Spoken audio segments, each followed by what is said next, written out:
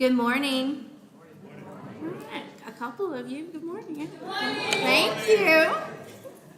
Welcome to our ACCS Military and Veterans College and Career Workshop here at Calhoun Community College.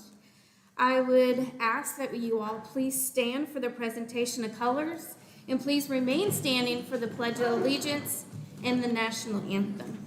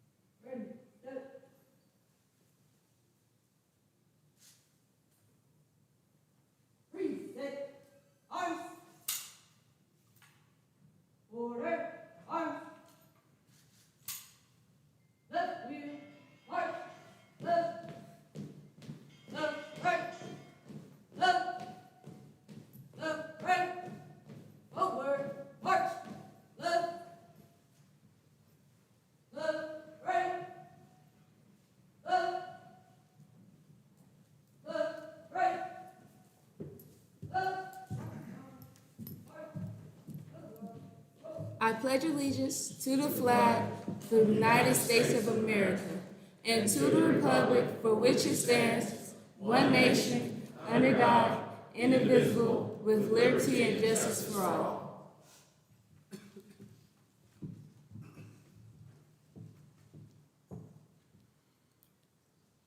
Oh, say, can you see the dawn's early light, what so proudly we hailed at the twilight's last gleaming, whose broad stripes and bright stars through the perilous fight o'er the rampart we watched were so gallantly streaming,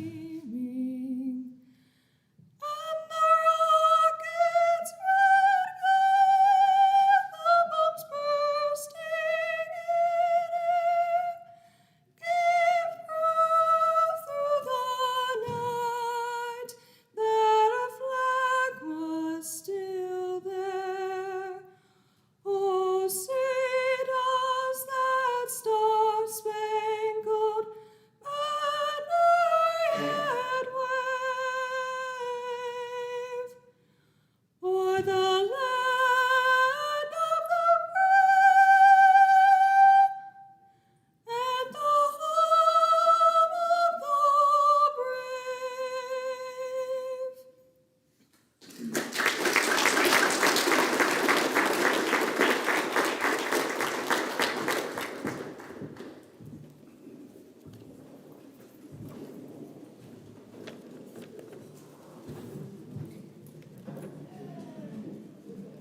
We are going to begin today's program with a word from the president of our beautiful college, Dr. Jimmy Hodges.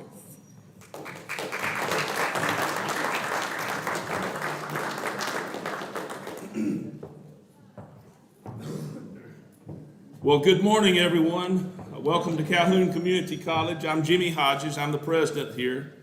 And what about our students? Is that not amazing? That's what I'm talking about. I tell Granville all the time, every time some of his students open their mouth, they just make me cry.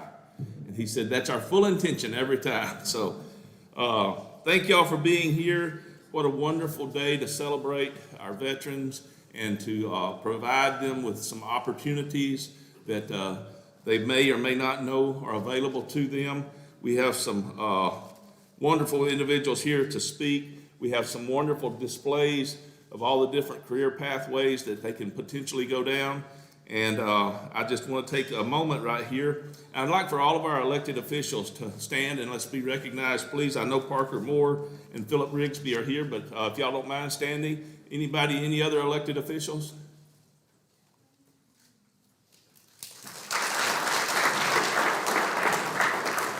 Well, I know y'all are about to get busy, and we'll have our legislative update coming up here real soon, and hope that you can attend that.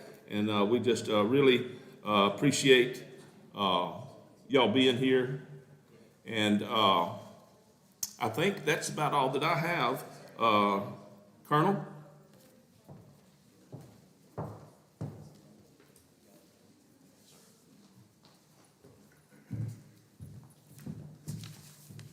Hey, good afternoon, or good morning. Actually, I guess I'm still good morning, everyone.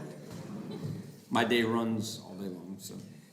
So I'm the garrison commander here at Redstone Arsenal. In fancy Army technical terms, that's the mayor of the city over here. That's right across the road. And it's a great opportunity to come here, and I thank President Hodges for the personal invitation to come out here and speak. And on behalf of Redstone, we just want to say thank you for your service and everything you do for your country each and every day, whether or not you are still in uniform or not. And so we really are proud of your accomplishments. Just wanted to really speak this quickly about what Redstone here has to offer. I'm not recruiting you. I'm not. I might, maybe. But so for Redstone Arsenal, if you're not really familiar with it, it's one of those hidden gems that's here in northern Alabama. You'll find that as you are partaking in all the activities here in the community, you will find that everybody is here to support Redstone Arsenal in some way or fashion. Whether or not you are part of the industry, you're just doing housing, or you're doing some type of IT or utility support, it's really predominantly here to help support Redstone and everything is business. So a fun fact about Redstone.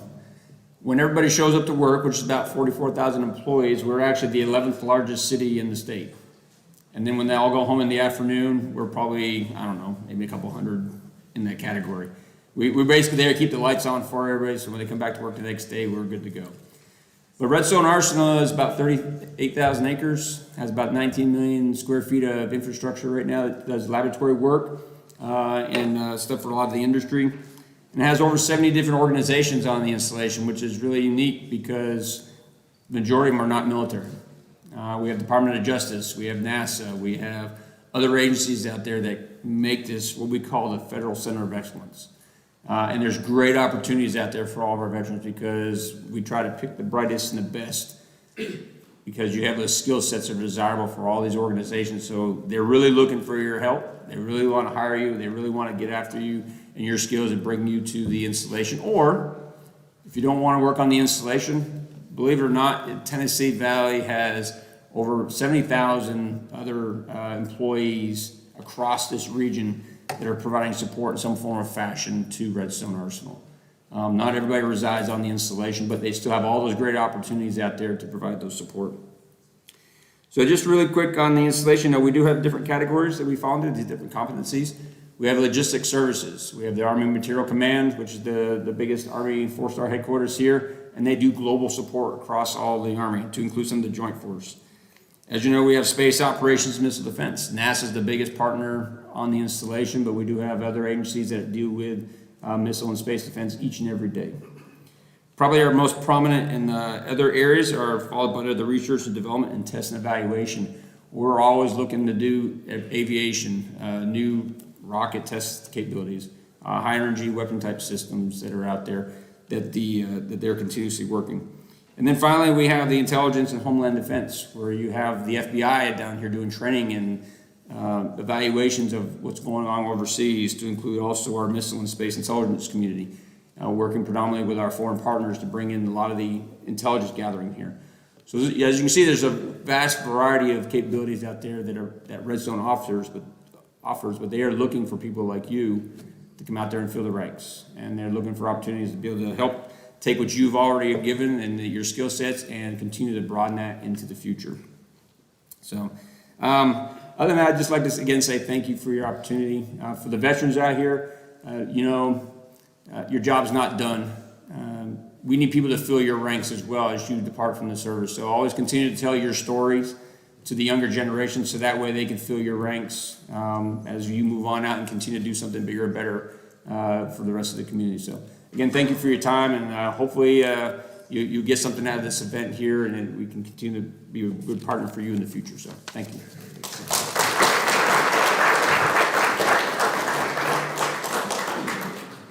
I know the schedule has Neil Scott on there from the Alabama Community College system, but we have the even better Russell Moore. Thank you, Russell.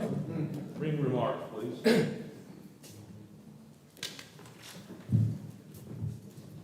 Good morning, everyone. On the behalf of Chancellor Baker, it's my honor to be here to represent the Alabama Community College system. As Dr. Hodges said, it's still getting used for me to say Dr. Hodges, okay? But That's all right, you call me Jimmy. okay, well, yeah. As Dr. Hodges said, my name is Russell Moore. I'm the Communication and Public Affairs Coordinator with the Alabama Community College system. And this month has been busy, but it's been fun going across the state to all the colleges for this event. We cannot do this without the RC&D Council with their support and the legislators. Thank you for what y'all have done to make this possible. Back in January, we had a kickoff press conference in the State House, jam-packed room, and if it didn't get you motivated, something's wrong with you. But, you know, as far as veterans are concerned, well, let me back up and say, I'm a product of North Alabama. I moved down there in September, but this is home. I'm originally from Hartselle, born and raised in Hartselle, so I know the impact this area has for veterans, and the Arsenal being in the back door, of course. And just last week we had an economic impact study that was released for the year 2020-2021. $6.6 billion impact that community colleges produce in this state, across the state. And I'm a community college guy. I went to Wallace State. Now, if you think the Auburn-Alabama rivalry is intense, just wait a few more years and Wallace State, Calhoun is getting up there thanks to Dr. Hodges. But the question was asked on a TV station in Montgomery with the interview saying, what is a community college student? Well, that's a loaded question. A community college student is everything. It's traditional, go to get your academic classes, the transfer. It's the non-traditional student, a single mom going back to school. But community colleges wouldn't be what they were if it wasn't for the veterans that invest their time and effort to come to the colleges. And so we thank you for trusting in the community colleges across the state to help us help you earn your education. And through my career just in public relations, I've wrote a lot of stories, promoted a lot of people, but the stories that stick out the most are the veterans, because they're the ones that have fought for what we have. They're the ones that fought, whether they're active or retired. They're the ones that have fought for us to have the opportunity to be here today. So on the behalf of this Alabama Community College System Office, we are grateful for Calhoun and for the legislators and the RC&D Council for the opportunity. So thank you.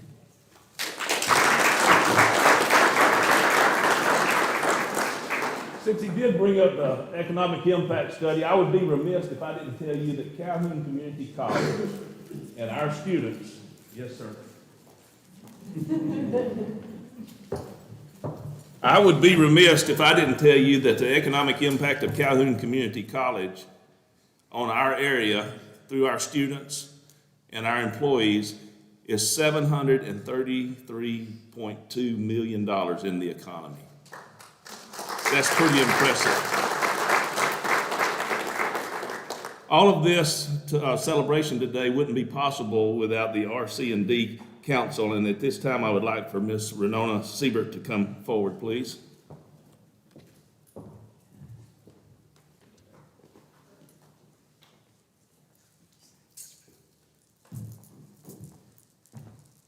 So while economic impact is important, RC&D pulls in another component, and that is people. We're just a piece of the puzzle that networks a lot of different organizations together. And it starts with our Alabama legislators. So thank you guys for your faith and support of RC&D, and the Cosby Company, who goes out on the limb every day batting for RC&D, and then the confidence that they have in us, RC&D Council, to put the funds on the ground for wonderful programs like this. And I can't say thank you enough to the veterans who have just built this country for us, and just going to bat every day for each of us. So thank you very much for that.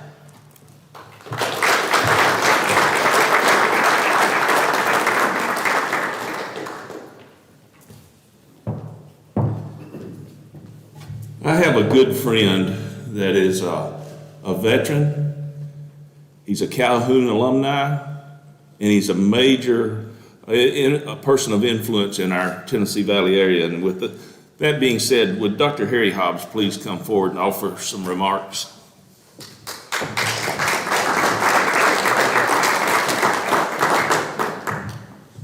Woo! Can you feel the electricity? By the way, my organization is the one that keeps the lights on, and I am recruiting. But good morning, everyone. First of all, I want to thank you, Dr. Hodges, President, Calhoun Community College. So proud of you, sir, and what you do for this community. What a supreme honor and privilege it is to be part of kicking off this event this morning. I want to welcome you to the campus of the best two-year college in the state of Alabama, Calhoun Community College.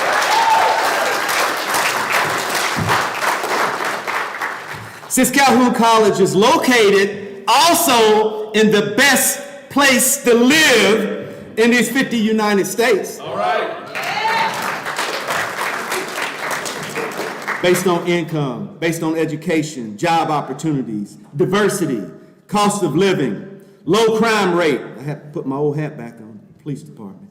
Calhoun College, I mean, you couldn't find a better place to build your foundation. So, I'm just getting a little excited. I can say that with all sincerity, since I am a graduate, 1988 alumni, it was the foundation for my success in life. Because if you can make it here, you truly can make it anywhere. Today is an exciting day for all active duty service folks, men and women, veterans, whatever component you happen to be in, to take part in today's college and career workshop. I want to thank the Alabama Community College System Office for the part you play in our local legislators, and those who have partnered with Alabama Association of Resource Conservation and Development Councils to help sponsor today's Military and Veterans College Career Shop here at this beautiful campus. I mean, it don't get any better than this. You see the new building back there? Here in North Alabama, this community welcomes all active duty, all veterans from every component to the civilian workspace by honoring the skill sets that they've honed during their military service, by allowing them to leverage that in North Alabama in the way I've never seen any other community do so in the job market. I can speak from my own experience as a 30-year retired soldier who has had numerous jobs, as you all know. Whether I was a spokesman for the police department, spokesman for the utility company, running a small college here. They haven't fired me yet. These are promotions. You know? And now, as the first of color executive in the history of Huntsville Utilities. I don't have a lot of color, but I got a little bit. And I can tell you for sure, this community loves its veterans, loves diversity, and welcomes both of these assets into the workforce with open arms in North Alabama. The skills you have developed during your military service will be accepted, it will be an asset, and you don't have to be ashamed because you gained them. The work opportunities here will be numerous, but I do want to give you a tip as I'm trying to close before I pass the plate. However, if you really want to increase your chances of success in North Alabama, I would recommend you attend Calhoun College, either the Huntsville or the Decatur location. And since you are in the Rocket City, I am sure your chances of success will skyrocket in this community. Yes. And if you also want a job where you got to go up a pole or get in the hole 24/7 to make sure, rain, sleet, or snow, gas, water, and fiber, call me.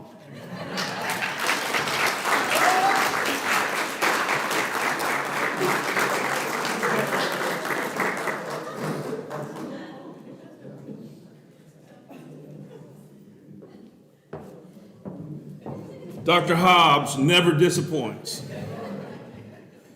At this time, we have a student veteran story that we would like to have come forward.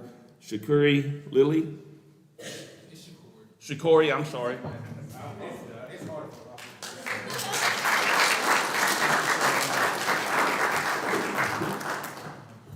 Good morning, everybody.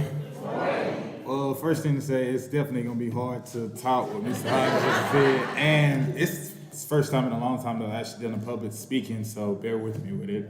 Oh, you got this. Well, I just want to thank Calhoun Community College staff for granting me the opportunity to actually speak with everybody for the student veteran success story. I am currently a medically discharged Army veteran and a current Calhoun student. I'm taking.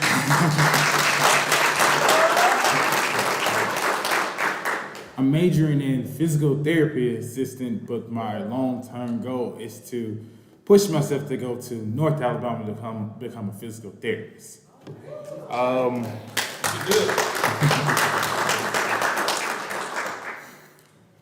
Let's see. One thing a lot of people ask me about is like why I actually chose physical therapy assistant. My biggest comeback story was actually I spent 4.5, almost 5 years in the military. I did three deployments: Afghanistan, Korea, and I did a split shift between Kuwait and Iraq. So in between that time, it gave me a little thought to be thinking about what I was going to actually do, if I was going to pursue more in school or actually make the Army a career. But by the time I had to actually make the decision, my term got shortened because I got into an accident right after I came back from my third deployment, which kind of put my career at a halt because mentally I wasn't able to actually finish my job, which was a 91 Delta. It was a power distribution generator mechanic. My injuries because of the accident, I had a right orbital fracture. I had 9 stab wounds. 2 of them was to my skull, 1 to the front, 1 into my back, which penetrated my C3 bone and gave me permanent nerve damage to my left side of my body. Now you might be wondering, with my physique, it doesn't look like it because over the years I've actually toned my mind mentally to want to do better because growing up in a small town school area, which a lot of people might not know what area is, it's past Birmingham. I grew up in a town called Vincent, Alabama. 2A school, not much inspiration there, not many views, but I took it upon myself as being a JROTC at the time to actually push myself and be the inspiration to younger students who actually viewed me as a peer. So once I got out of the Army, I actually took a detour and I was like, okay, well, I didn't want to do the Army anymore. I was like, what am I going to do? So I moved back home to Alabama, because I was stationed in Fort Lewis, Washington at 1st Group Special Forces. And around that time, I had a son who is currently 5 right now, which during my childhood, my father wasn't really active in my life, so I wanted to be a bigger inspiration to him as well. And around his 2-year mark, we found out he was autistic. He's speech delayed. So I took that as more inspiration and motivation to move back home and be closer to him and actually do everything in my power as God has blessed me to give him the opportunity in the world that a lot of people might not think he deserves because of him having a disability with autistic. But I feel like with autism, they're all the same. It's just you have to have a little bit more patience with children with disabilities. So I came home and I actually diverted towards, I was a FedEx ground driver for a 1.5 years, and I loved the customer service and the public driving. It was kind of more of my thing because I'm a people's person. I love to speak. I love to interact with others. And I was like, okay, this is good. But I was like, this isn't really what I want to do for the rest of my life. Then I left FedEx and I worked for a concrete company. And I was a driver then. And working that year, it was just like, I'm getting VA benefits. I'm 100% disabled from the VA, so I get a monthly check every year for the rest of my life. I have benefits, and I'm thinking to myself, like, why am I working so hard? Like, my main focus was to work smart, not work hard. So I was like, you know what? I'm gonna let this go. So I went to talk to my old JROTC sergeant major, and she gave me a little bit of counsel. She was like, which when you joined the Army, it was the main goal for you to actually make something better for yourself so your future family can have a life easier than what you had, or for you to work hard and to still be struggling as your children get older? I was like, no, I want my son and my future children and my future wife to have it easier and have more of an opportunity to explore the world, do a lot of things that a lot of people don't have the opportunity of doing. And she was like, oh, you should go to college.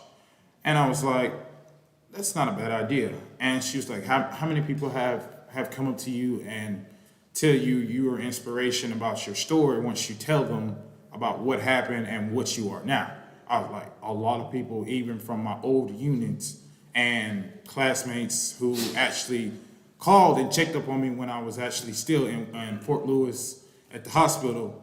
A lot of them still ask about me, still check on me to this day. And it was like, she was like, well, how about you use that as a motivation for you to go back to school and try to achieve something that nobody in my family has actually had a degree. So that was one of my main focuses. So it's like, start small, try to get your associate's degree, and see how that takes you. And if you feel more comfortable, jump to university.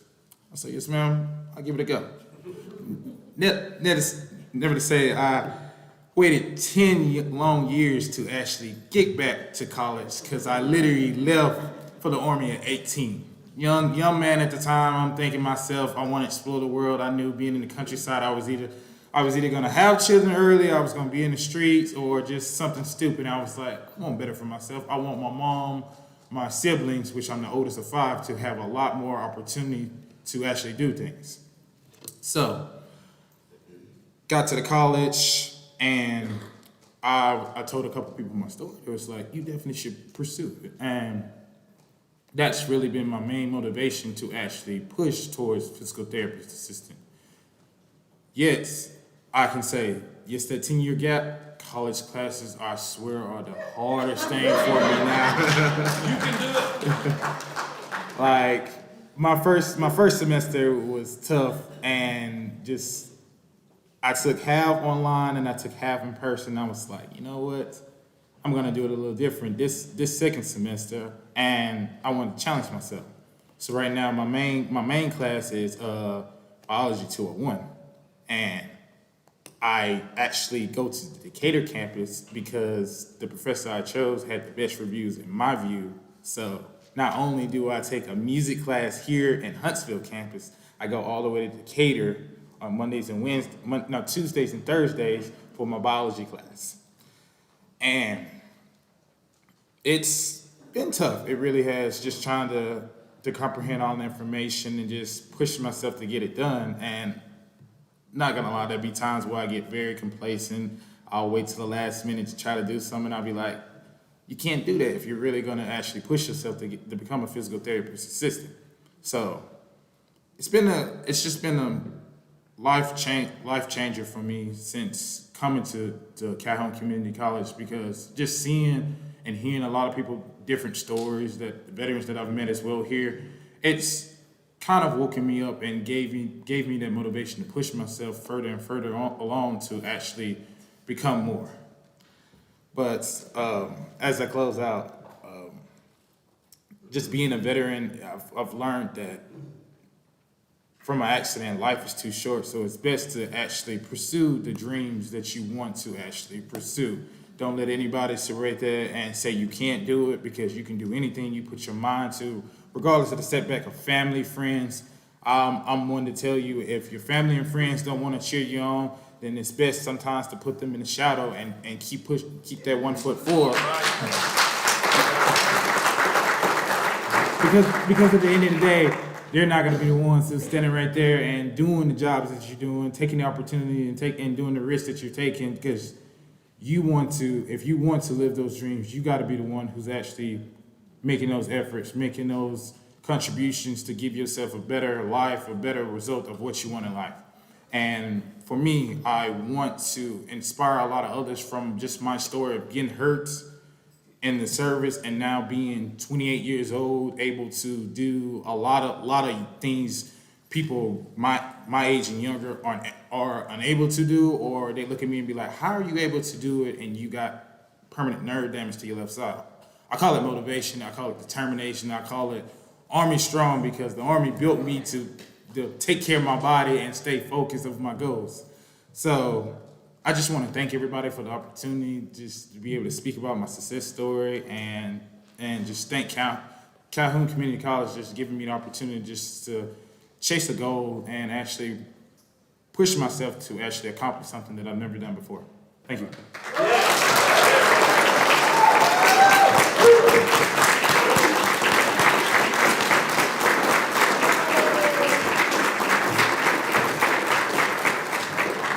So I'm going off script right here for just a minute, Miss Chalkley. So representatives, Moore, Rigsby, would y'all care to have any words?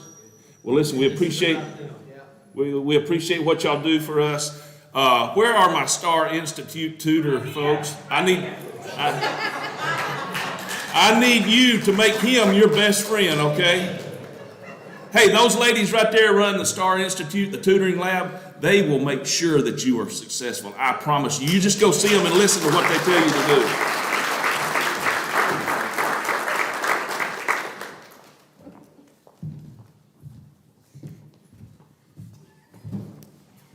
As we close out this program, I get the opportunity to speak to at our veterans program here at Calhoun.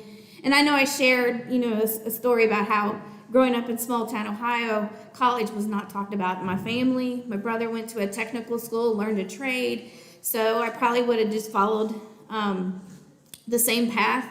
But I had always dreamed about going into the military, so I imagine my parents probably breathed a sigh of relief when I actually joined while I was in high school.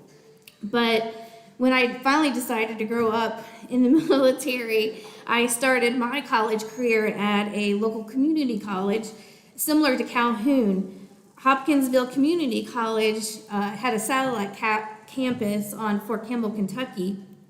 And from what I remember, the process was a smooth one. Everyone from the advisors, staff were very familiar with the military processes, knew how to handle the paperwork needed to process my tuition assistance. I believe this is what makes being a student at a community college so great, because you are actually seen more as an individual and not just another face in the crowd.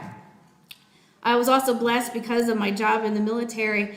I was always in units where persons with advanced degrees were the norm. They were all nurses, doctors, dentists.